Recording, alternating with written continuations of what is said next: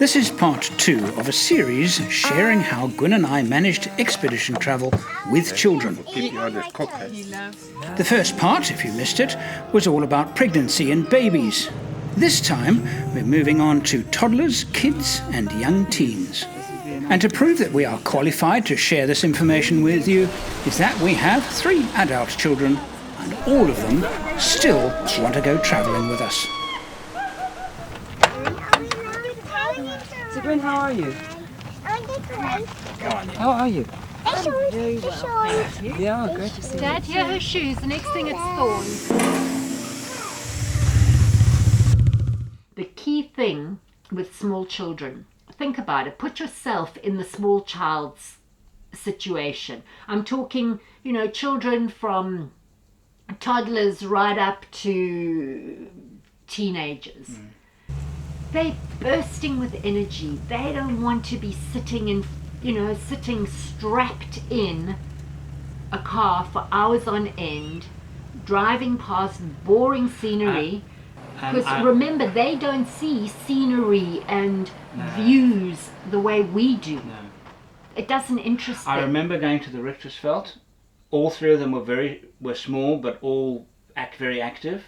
And the moment we got into the national park, we stopped the car and there was a beautiful opening. We kind of needed a driving break, but we thought, we're going to have a break. Let's have a proper break. Open the car doors. The kids jump out with all of their toy horses that they had been galloping around the back seat of the car, and they started playing. I remember it was lovely. We just watched them for like half an hour. We just watched them playing in the dirt with their horses. Oblivious to this magnificent scenery, and it meant nothing to them. They're kids. They really don't care about the view. So keep that in mind. Lots of breaks. Let them get out the car. Let them run. That's when serious coffee got on. No, Katie is gonna piss. In the circle. Tom? Good? Wait, Thomas, don't touch. Don't touch him. Jonathan. Now, please share with me what was supposed to happen, Charlotte. Well, I think it's an old folklore that they say they think it's a snake and they won't move over the edge there, but bang goes the theory. Give them activities. Feed them. Feed them. Keep them fed while they're in the car. I used to travel with a huge big Tupperware at my feet, and it was stuffed with everything from junk, pure sugar junk, to dried fruit.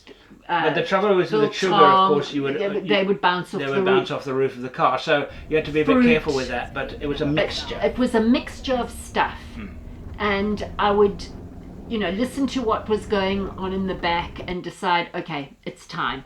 And I would toss something to the back, and they would be like, and quiet them down for half an hour, 30 minutes. They're quiet. They're sorted for half an hour, and then you do nothing. Whoa.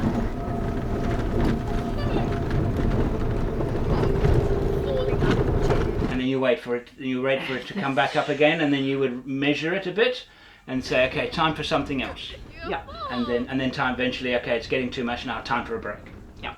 So you have to allow that in your planning. You're going to need more time to get from A to B than you would normally do, to allow for breaks. Otherwise, you go bonkers. Give me the pillow back. Down, down. Yo, look at that view. Yo.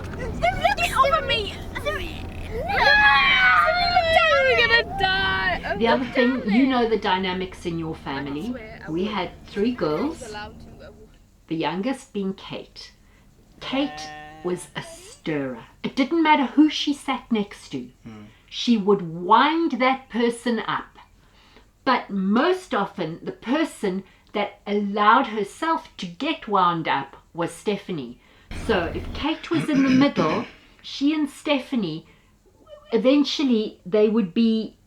There were times, there was more than one time, where I would stop the car. I'm calm. Stop the car. Gwyn in the back. And you would say, fine, yeah, because you realised it was, and it actually it was worked. that or put poor little Erin in the middle, and so that meant Erin would have to drive. So Gwyn would sit in the middle in the back, Erin would be in the front, and the two troublemakers would be separated by Gwyn in the back.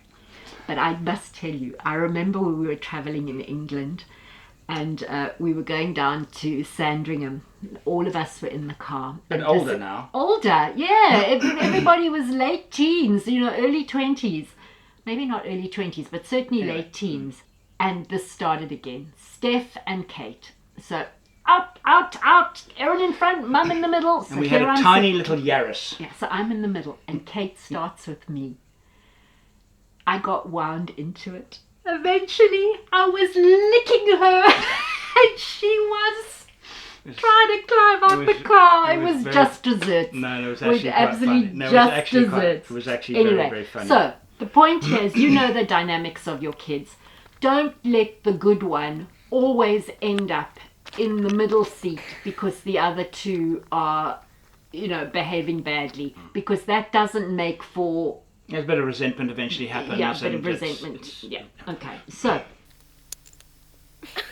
Right, we're going to Matsatling Pan. Another thing that we found very effective in getting cooperation from the children was getting them involved, not only in setting up camp, but actually making decisions for everyone. You'd like to camp here? I want to camp here. If they feel responsible for decisions being made, then they'll take responsibility for the success of those decisions. I remember once being in the Kalahari. We were running short of water and we had a rainy day. All hands on deck collecting water. Katie, got some. Thank you. Yeah. They had an absolute ball. It's gonna come. And an occasion where I got them to pack my roof rack. We have lost... And we did actually lose something off the rack. 1, 2, 3, 4... We've lost 2 chairs up the steep climb. They slid off the back. So we'll have to go back really slowly and stop halfway down and fetch them. My mistake was that I didn't check their work thoroughly enough. No big deal. We strapped it back on. And there is nothing quite like these moments for teaching children about the world. Hello, Katie. We can get some coals for our bread. About people, about cultures, about other ways of doing and thinking about things. Having them see how other people live helps them appreciate the way they live. What you got there, John? Morning. Gives them goals. Look, he forgot his nose. Back footprints walking. Creates ambition. Yeah, early this morning, yeah. It was after the rain last night. Yeah. Yes, I want to output me in the video. And me also. We too. You want? Another good thing that for traveling, this is still in the car with your kids, is audiobooks. We listened to a lot of audiobooks with the kids. Before the days of audiobooks, I used to read to them. I read them The Hobbit We while had a we tape were recorder. driving. We had a tape recorder with a cassette player. We had to just put in the seat between them in the back with a story. We did that. Yep. Or I'd read to them. Yep. Or audiobooks. Audiobooks are fantastic. So how do you find an audiobook that all 3/5 in the car will want to listen to? Well, I would go for the classics. I would definitely go for the classic. Who chooses great story. it? Mom and Dad. Okay, right. Just clear that up. You made the decision. Yeah, Yeah. we would decide. It wasn't Well, a debate. it's basically what we were allowing them to listen to anyway. And what they were listening to anyway. And you decide there was not a debate. Yeah. You would just start reading. Yes. That was it. We used to travel with friends who homeschooled. We homeschooled too for a while. We homeschooled for a while too. But it was great because we would say, right, now we're going to learn something about this. We would set up a little table and for an hour we would learn something about the rocks or the lizards, and then send everybody off to go and find. It was good, actually. It was good. It was They good. really enjoyed that. Yeah. And they learned something about where they were and what they were doing. So that was a great one for activities for when your kids, because sometimes the places that you're going to, if it's got a place where they can swim, magic. That can keep them, happy for hours. But if you just arrived in a place like we are, there's not much here for kids to do. They've run around, they've climbed a tree. What else is there? They soon get bored. So that's why it's a nice idea to have those kind of activities. Okay, well, let's talk about some risks of traveling with kids. We've kind of touched on some of them, but if you think about what are the big risks of traveling with kids: getting sick, getting injured,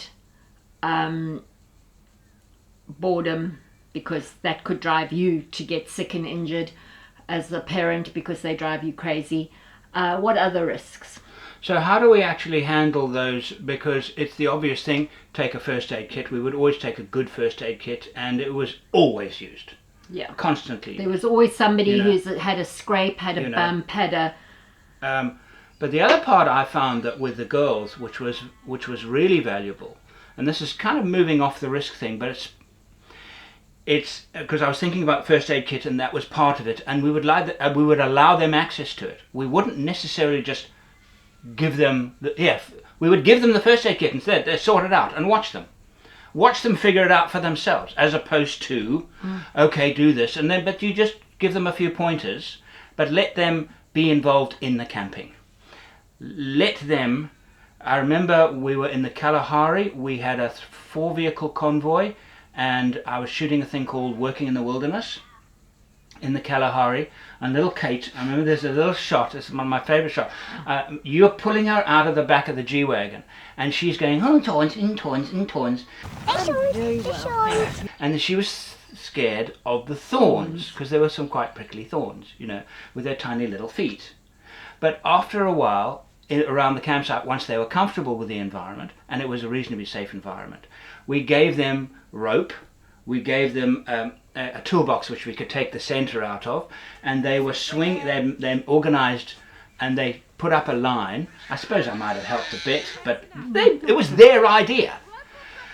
And they put Kate in this bucket, and they were swinging her, and all we had to do, I mean, this might be specific to Africa, but all we had to say to them is, you're going to stay in the confines of the camp. You are not wandering off, because there were wild animals. So we had a specific risk at that specific place where we had to manage it.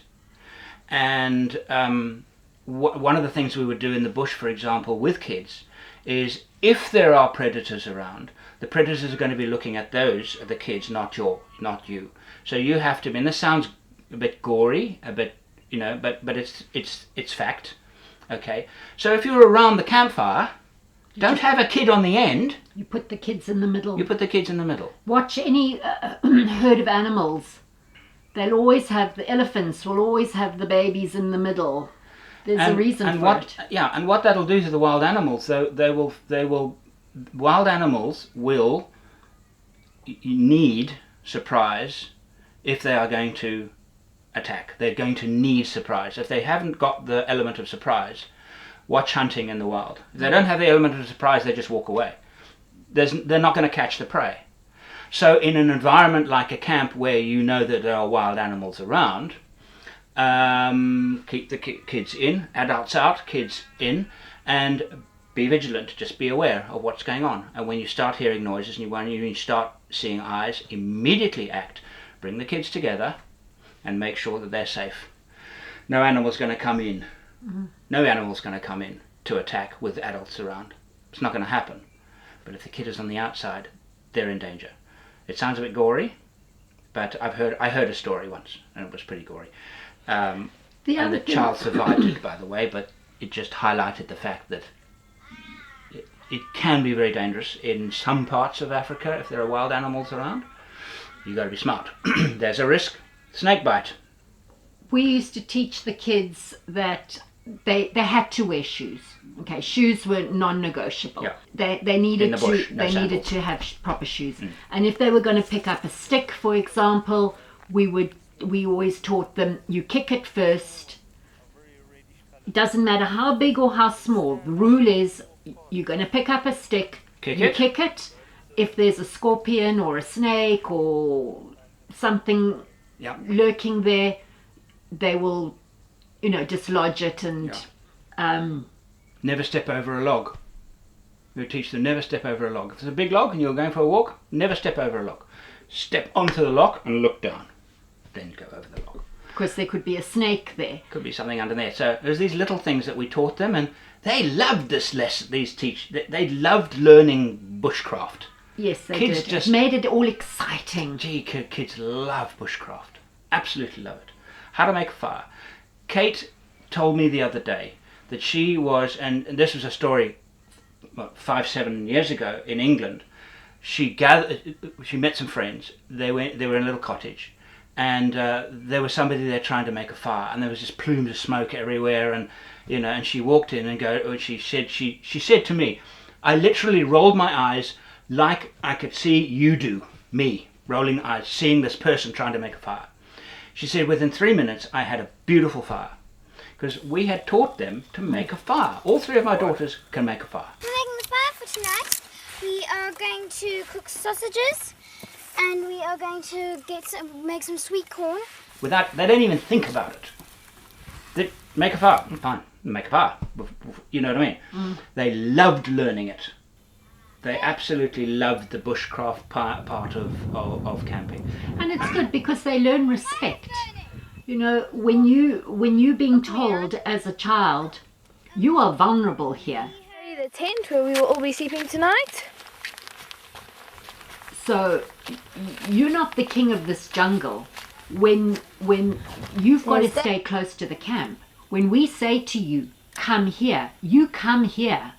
It's good. Kids need to know that where they are in the pecking order.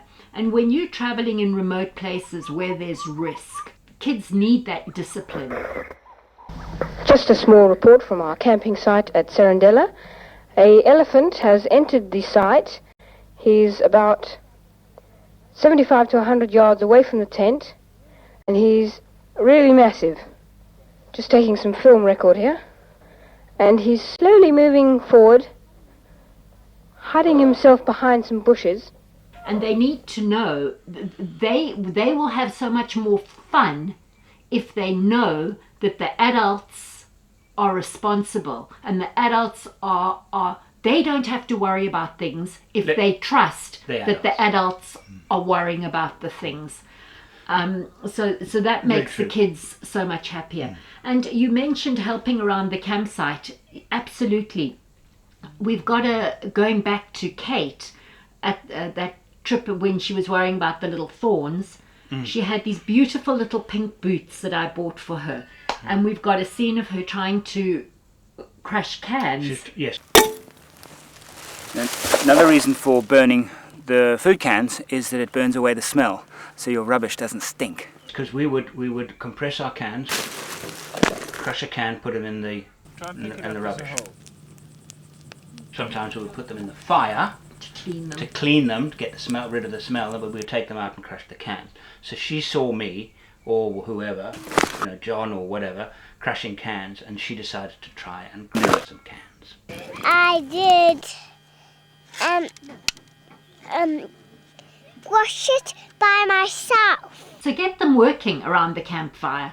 Get them working in the camp. If there are things to do, if there's water to fetch, or go and fetch some firewood or do whatever. Get them working. There was a scene in the Working in the Wilderness where I decided the film was teaching about vehicles in the wilderness, and we'd been driving through quite long grass, and I thought good time to do a little piece about the danger of grass catching underneath the fire, a vehicle catching in the exhaust and lighting and igniting, and you could easily lose a vehicle this way.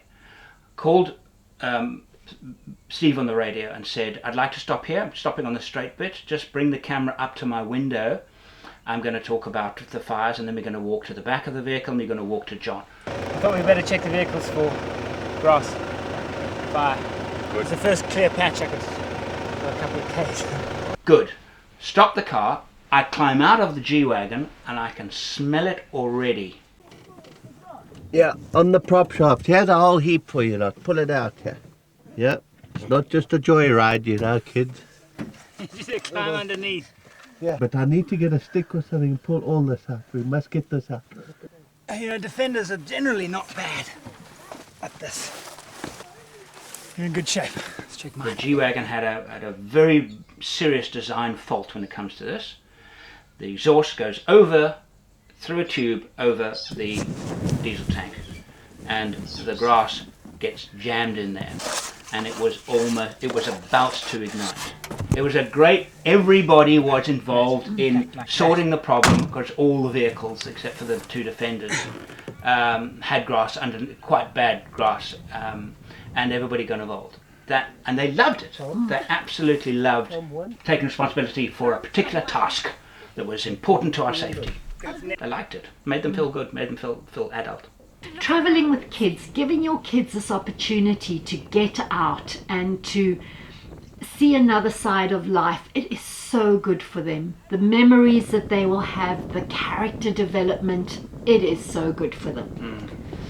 Anyway, okay, we should wrap it up. There's one thing I wanted to talk about was sickness. Right. People get sick. It happens. And if you've got a good first aid kit and you know it's not life-threatening and you don't have to rush to the ER, just roll with it.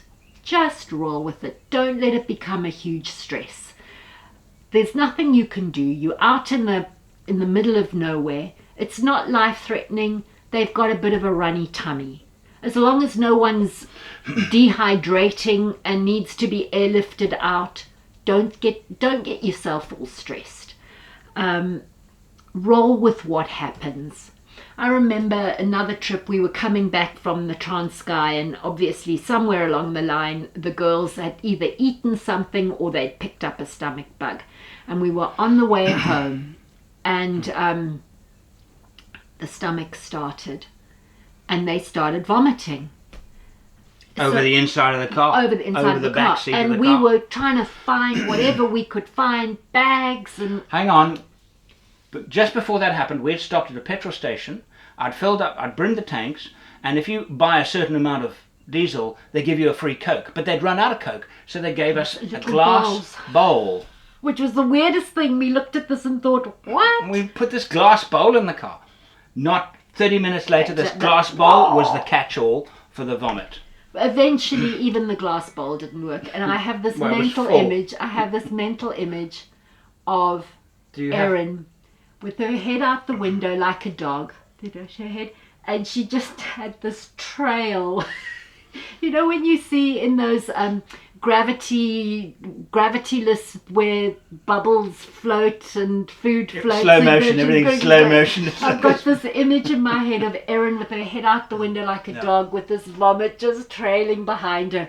It was terrible. It was a terrible, terrible trip home. And I remember pulling into Oudtshoorn town on the way home. Trying to wash there was a service station, and I pulled in and there was a tap, and it was the G-Wagon again, and opened the doors, and you took these disgusting children out to go and hose them down, and I luckily had a waterproof seat cover on the back seat, which I carefully took out, hosed down, and put straight back into the back of the car. And we survived, but it was pretty terrible. But keep your sense of humour. Was that when we saw the UFO? Yes, it was when we saw the UFO. Yeah, another story. We saw a UFO. So really, at the end of the day, I think the biggest thing with travelling with kids is, if it is a genuine life-threatening situation and you have to get your child to a hospital, that's a different ball game, and I'm not equipped to help you with that. I mean, you would have your satellite phone, you would have all those other things that you had prepared so that you could get in the help that you needed. I'm talking about just the day-to-day rough and tumble of being with kids. The key takeaways here are: be prepared, have stuff you know your kids need, keep your sense of humor, know that in 10 years time you're going to look back at this and laugh or make videos have stuff, have activities, have things for them to do, engage them in the campsite, get them involved, make them part of it, engage them in the wildlife, engage them in the detail of the ground, the ants, all of the stuff that's happening. Send them to go and find rocks or specific seed pods or whatever it is. Engage them in it, and just be sensible. Be sensible. Would you let them do this at home? Yeah, I would. Then let them do it there. You wouldn't let them do it at home? Don't let them do it there. Or do it with them. Or do it with them. Yeah. Right. But traveling with kids, you will look back on it and it'll be some of your fondest memories with your kids. And when you all gather around as adults later around the Christmas table, or at Thanksgiving or a family birthday, and conversation turns to old holidays and travel, your kids will just have the fondest memories, and they will love you for it. And they will love you for it. They will love you and thank you for it. And if I think about my father, and the greatest gift he ever gave to me was to take me to the Okavango, and so I could experience genuine overland wilderness travel for myself. We went to we're not a crocodile camp. We're at a place called Okavango Safari Lodge. Crocodile camp is not as nice as we remembered it. They've made it into a kind of a prison with palisades everywhere, and the camping area is terrible. We found a nice little place right on the river to camp, and Andrew and Martin have just come back from sailing out on the canoes for the first time. The water is warmer than the swimming pool is out there. It's as warm as can be. In the channel? Yeah. We're not sure if we're going to stay here very long, or maybe the whole time, because people say that the tsetse fly in Marimi is terrible, and that they actually had to leave because it was so bad. So we're now wondering, in fact, whether we shall go there. I've been bitten by a tsetse fly here already once. Have you? Yeah, tonight. Yeah. Oh, really? That's interesting. I was bitten tonight by a tsetse fly. I know a tsetse fly bite. I was standing here under the tree, and it was dark, and zap. And of course, it affected my entire life profoundly. He did it because he took his quite young, and I was 12 when I first went to the Okavango. It's not hot yet. The time is approximately 10 o'clock. He did that massive favour for me, and I will be indebted to him forever. And that's my takeaway of taking kids out there. Travel makes for great kids. Yeah, I had a similar experience. My dad used to travel a lot for his business into the wilds, and he would take me or my brothers, depending on who he could take on that particular trip. And we traveled extensively with my dad, and also it makes for a rounder, fuller life.